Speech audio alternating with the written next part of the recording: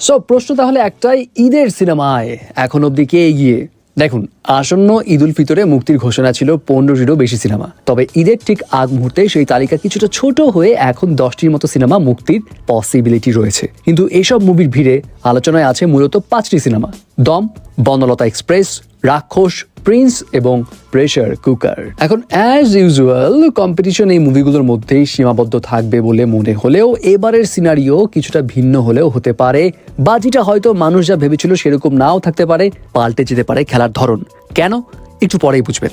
দেখুন, বিগত কয়েক বছর ধরে ঈদের মুভি মানেই সবার আগ্রহের কেন্দ্রবিন্দুতে কার সিনেমা থাকতো? অফকোর্স শাকিব খানের সিনেমা। শাকিব খানের সিনেমা মানেই একদম দর্শক চাহিদার শীর্ষে, এবং তার মুভির যে কোয়ালিটি, যে প্রেজেন্টেশন ছিল, সেগুলো আসলে ওটা ডিজার্ভও করতো। সো এইবার না ওর ব্যতিক্রম ছিল না। শাকিব খানের প্রিন্স নিয়ে প্রথম যখন ঘোষণা আসে, ফার্স্ট পোস্টার যখন রিলিজ হয়, মোশন পোস্টারও যখন আসে, সো এই সব কিছু নিয়ে মুভি কিন্তু তুমুল আগ্রহ শুরু থেকেই ছিল। সবাই ধরে নিয়েছিল যে এবারও প্রিন্স সবাইকে টপকে টপ পজিশনে থাকবে সবার আগ্রহের। কিন্তু খেলার মোড় ঘুরে যায় প্রিন্সের টিজার রিলিজের পর। টিজারটি দেখে অনেকেই হতাশ হয়েছে। অনেকে তো এমনও বলছে শাকিব খানের বিগত 3-4 বছরের মুভিগুলোর মধ্যে প্রিন্স হয়তো সবচাইতে ঢিলে ঢালা ভাবে প্রেজেন্টেবল একটি সিনেমা হতে যাচ্ছে।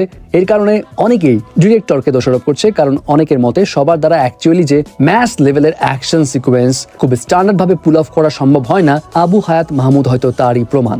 আবার কারো কারো মতে শাকিব খানকে ব্যাক টু ব্যাক ওই অ্যাকশন গ্রে শেডস ক্যারেক্টারে দেখতে দেখতে প্রিন্সের টিজারে আসলে ওরকম নতুনত্ব কিছু না থাকায়, বরঞ্চ আরো কমতি থাকায় অনেকে এই কারণে পুরোপুরি স্যাটিসফাই হতে পারেনি। যাই হোক, তারপরেও অনেকে ভাবছে শুধু টিজার দেখে জাজ করা ঠিক হবে না, মূল মুভিতে হয়তো অনেক কিছু ঠিক হয়ে যেতে পারে।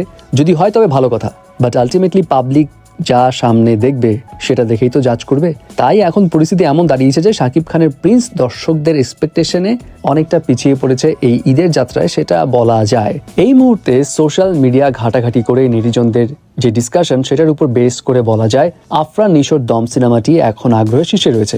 রেদওয়ান রনি পরিচালিত এই দম শাকিব খানের প্রিন্সের সঙ্গে প্যারালালি ছিল শুরু থেকে, কারণ আমরা সবাই জানি শাকিব খান এবং নিশোর মধ্যে টক্করটা কিন্তু বেশ হাড্ডাহাড্ডিই চলে।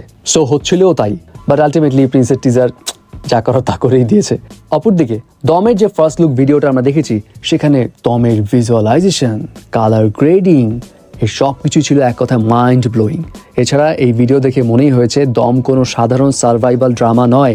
গল্পে বেশ কিছু লেয়ার থাকবে, পাশাপাশি ভালো পরিমাণের অ্যাকশন সিকোয়েন্সও থাকবে, এমনটাও আন্দাজ করা যাচ্ছে। আর এখানে চঞ্চল চৌধুরী রয়েছে। এছাড়া আফরান নিশোর যে অ্যাক্টিং পোর্শন আমরা দেখেছি, সেটা এক কথায় অসাধারণ। সো বলা যায় যে দম ওভারঅল কিন্তু একটা দারুণ প্যাকেজ। এখানে ফ্যামিলি এলিমেন্টসও থাকবে, তেমনি সাসপেন্সও থাকবে, অ্যাকশনও থাকবে, অ্যাডভেঞ্চারও থাকবে।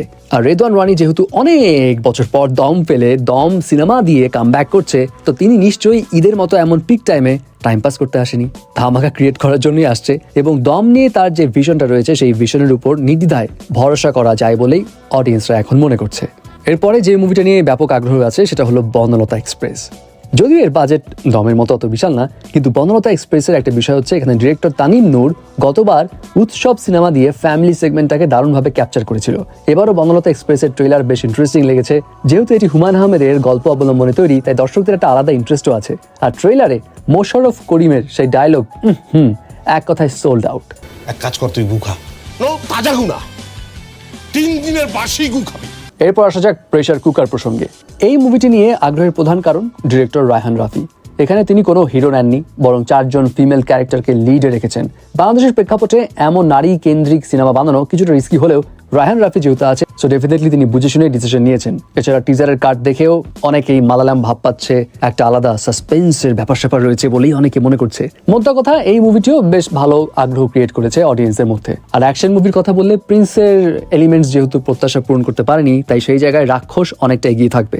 রাক্ষসের ট্রেলার দেখে অনেকের কাছে বরবাদের লাইট ভার্সন মনে হলেও ঈদের সময় দর্শকদের অ্যাকশনের যে ক্ষুধা থাকে না, তা রাক্ষস মিটিয়ে দিবে। কারণ এই ডিরেক্টর মেহেদী হাসান হৃদয়, এবং তার অ্যাকশন সেন্স যে কতটা বেটার সেটা আমরা বরবাদেও দেখেছি এবং এই রাক্ষসের ট্রেলার কাটেও দেখেছি। এখানে এমন কিছু সারপ্রাইজ এলিমেন্টস বা সিটি মার্ক টাইপ সিচুয়েশন থাকতে পারে যা দর্শকদের অফকোর্স সিনেমা হলে আনন্দ দিবে। আর তাছাড়া রাক্ষসের ট্রেলারে এমন হিংস পাওয়া যাচ্ছে, এটা হয়তো বরবাদের ইউনিভার্সের সঙ্গে কানেক্টেড। সোশ্যাল মিডিয়া ট্রেন্ড অনুযায়ী এখন সবার আগ্রহের তালিকায় প্রথমে আছে দম, এরপর বনলতা এক্সপ্রেস এবং প্রেসার কুকার। আর পিওর অ্যাকশন মুভি হিসেবে সবার পছন্দের শীর্ষে রয়েছে রাক্ষস।